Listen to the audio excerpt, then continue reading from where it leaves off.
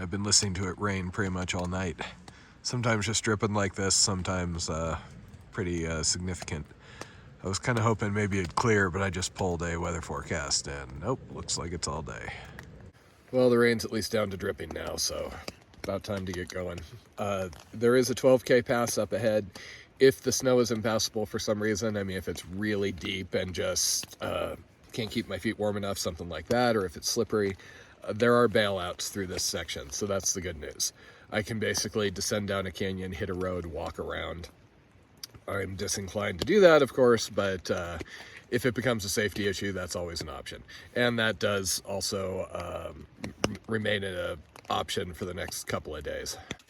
It is now Sunday. Originally, the forecast was just showing rain for part of the day. The forecast I just pulled out of the inReach said all day.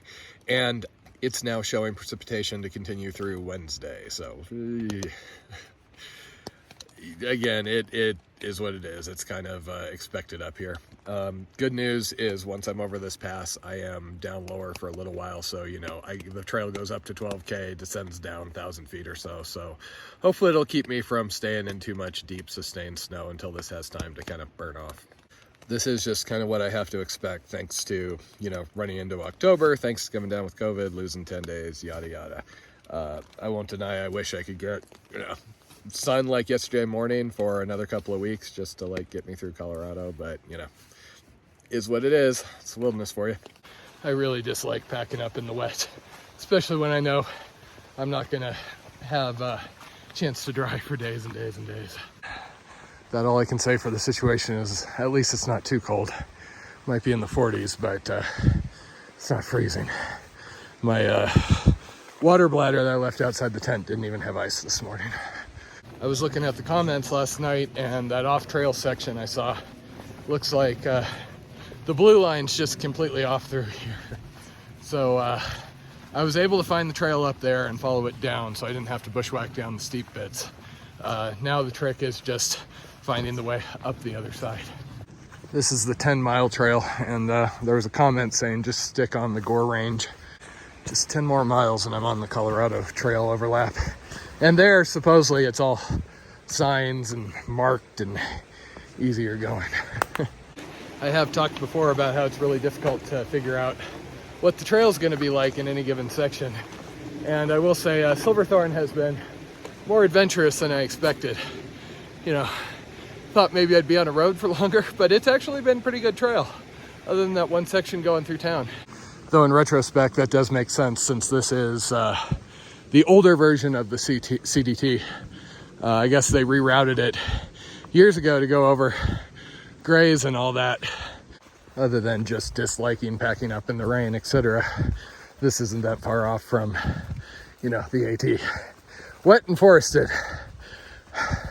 The one thing I may end up switching out is if I'm going to be dealing with the snow like this, I may get a pair of waterproof socks. I generally don't like waterproof socks because you sweat inside them and they're just a, you know, bag of sweat after a couple hours. But the veggie bags don't hold up if I use those for a vapor barrier to warm my feet. This whole section is pretty much felt like straight up and straight down. So camp last night was down around 10,000, and then I have another 12,000 foot pass up here. You can see there's some snow. I was able to see the snow line from camp, but mostly everything's just wet. I really need to find a lens cover for this phone. When it's wet like this, it makes it really hard to not get fuzzy shots. If anybody knows a lens cover that will work with the Oberon Design iPhone case, I would be highly interested.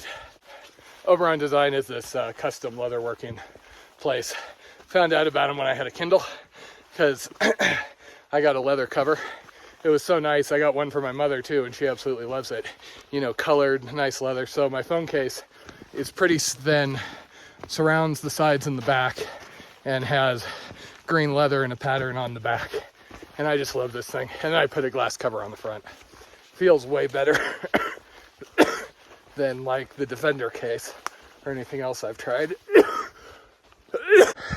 The one downside is specifically for the things I do, that leaves the lenses uncovered. So when I put them into a wet bag or anything, they get smudged. I have the Hyperlight Mountain Gear phone case, and that works better than the ULA one, which kind of like scrunches up and so seems to mark the screen a lot more. But, you know, still, I haven't found a good solution. Same issue if I put it in a Ziploc. If I wrap it in a bandana or anything, soon the bandana's wet. I can kind of use my shirt to clean off the lens, but you can imagine after days of this, the shirt and everything else gets kind of wet and sticky. And some materials like this particular fleece, this is the Patagonia R1. Sorry, I'm struggling not to cough here. Whatever material it is, does not wipe the lens off very well at all. I also keep a couple of these little microfiber cloths, but I have to keep them tucked away because, again, once they're wet, they're wet. And it bugs the crap out of me when I'm editing footage in the morning and I can see, you know, it's all fuzzy or looks like I put Vaseline on the lens. So at this point, after my 10-day COVID delay, I have no idea where anybody else is. All the people that I knew who were around me, you know, would be several hundred miles south. So for all I know, I went from, you know, the middle of the bubble to near the end. I do know there were some late start people, you know, the calendar year Triple Crown, etc. But last I looked into them, they were still behind and they were doing a lot of road cuts and things like that.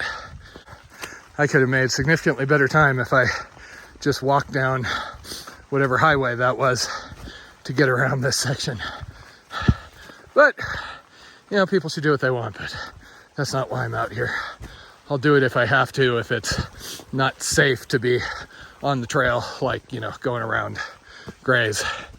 But other than that, here to hike, and here to hike on the trail. Dennis did help me plan a whole road walk alternate out of the Winter Park area because we knew there was weather coming in, potential for thunderstorms. Didn't know how bad my lungs were gonna be. So I spend a lot of time looking at alternates, planning, but I try and stick as quote unquote legit feeling as I can. I did have to consider, you know, okay, as I'm pushed later and later here, if I wanted to do a absolutely purist red line of this trail, that would basically mean stopping where I was and then finishing it off next year, turn it into a multi-year through hike. And I thought about it. There's not a lot else to think about when you're out here sometimes other than the decisions you're making. And I'm not ready to go home. It's not like I have a house or an apartment to go back to. If I go back early, it's just living back in the campground, and the campgrounds get much rowdier, you know, during the extended summer season in Southern California. And I'm just not, I'm tired, but I'm not ready to stop. And to me, the big thing with through hikes that speaks to me is the going from A to B. So at least my decision right now is I would rather do something like the Creed alternate, which isn't redline through the San Juans, and still have, you know, a long unbroken through hike rather than have to come back and effectively do 2 lashes. I am admittedly biased against section hikes just because for 20 years I could only do short things. I could only do weekends. Longest trips I managed before quitting in 2019 was 8 or 9 days. I did the JMT in 10, which I had to rush because didn't have the time off.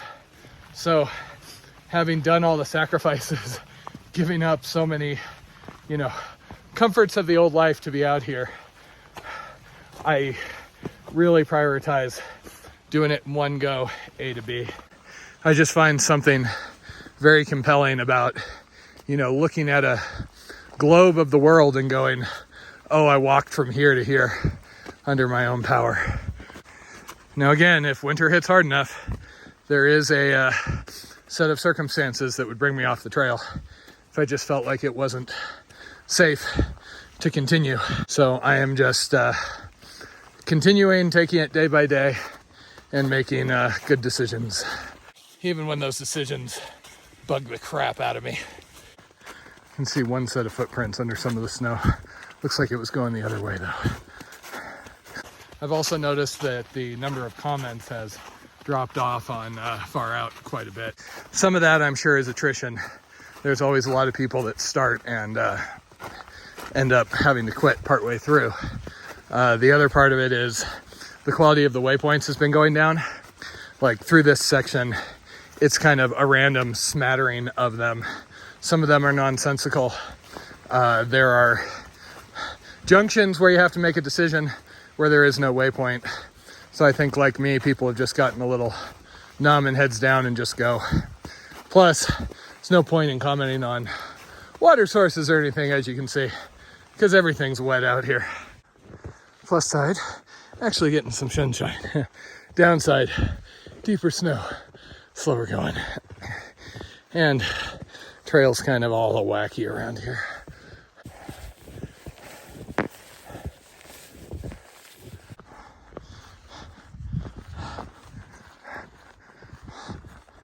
It's 10:40. I'm pushing as hard as I can because I don't know when the storm's going to roll back in.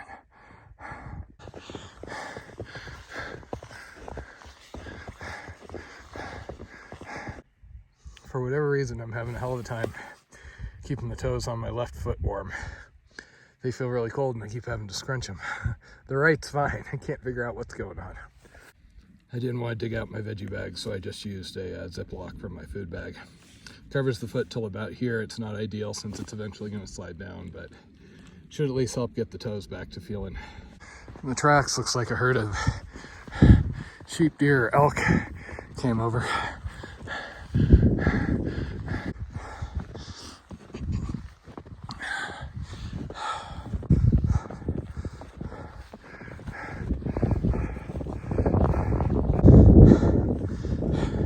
If there gets much more snow up here, I'm going to have to look hard at sub 12,000 foot alternates, I think.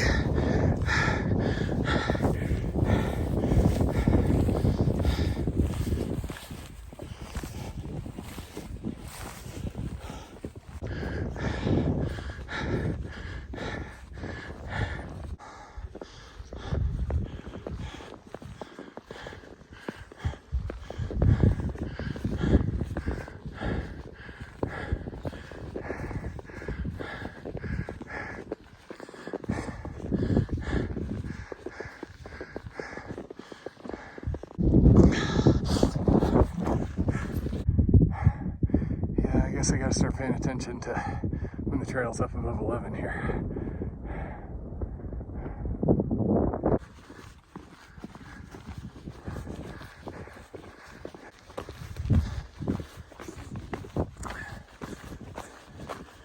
I did finally manage to get feeling back in my toes. I don't know why it's so much worse on my left. It doesn't make any sense. These aren't like, boots I'm wearing, where if you have the laces too tight, you can cut off circulation.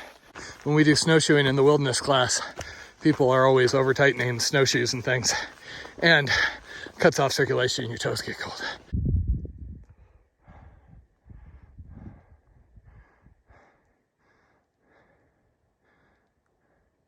Yeah, so I think somebody came the other direction yesterday sometime. You can see the footprints kind of in the snow. So I just caught sight of a ski resort over there. So I turned on my phone and pinged my off-trail support, and it looks like the weather forecast may have actually improved. The one I was looking at kept pushing the precipitation out, continuing through Wednesday. There is at least some indication that it may be over with, at least as far as the major stuff. Obviously, there's always like little storms and stuff that can blow in, and that I wouldn't have anything until Wednesday, which at the moment I'd be okay with that. I have some stuff that needs to dry out. You can see I've at least decided there was enough sun to get my rain fly out. Also, presumably if the weather's going to stay this warm, this is mostly going to melt off. I do have another 12K pass to do on the far side of the road, but I will be on the red line at that point. So there'll probably be other people, and you know, it's kind of like on the PCT. Yes, you get snow, but generally there's always going to be a boot path going over those Sierra passes because so many people out there. Versus here, I was breaking trail myself, just me and the animals.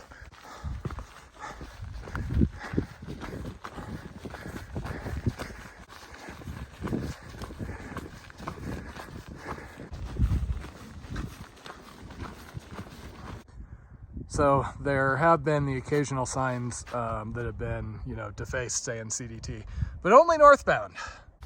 So yeah, the northbounders out here, they're apparently the bad people. They're the ones defacing signs. Southbounders.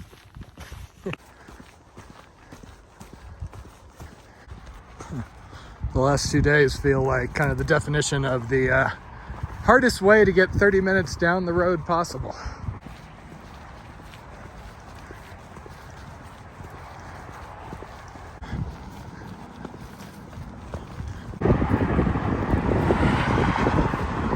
So rumor has it there's some sort of deli here.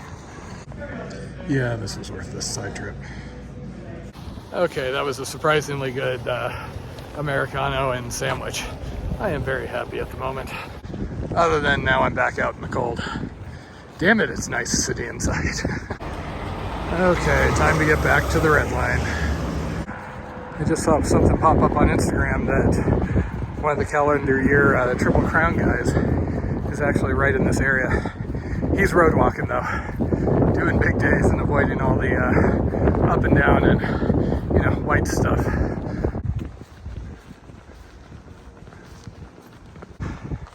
Yeah, back to the red line and joined with the Colorado Trail.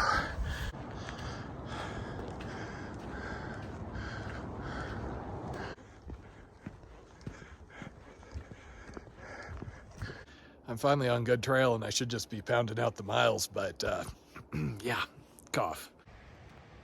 Hey there, buddy.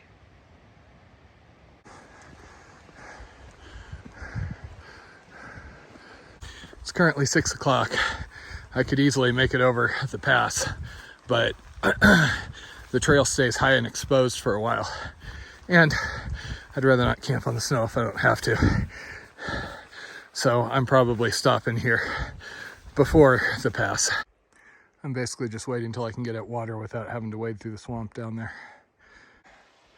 So yeah, you can see I'm going up above the snow line again to get over. And it's still gonna be a good 5 or 6 miles to the tree line on the far side. Well, I didn't make as many miles as I hoped today, but that was mostly because of this morning and all the snow. Once I've been on the CT, it's actually gone a bit faster, so here's hoping tomorrow's better. Home sweet home for the night.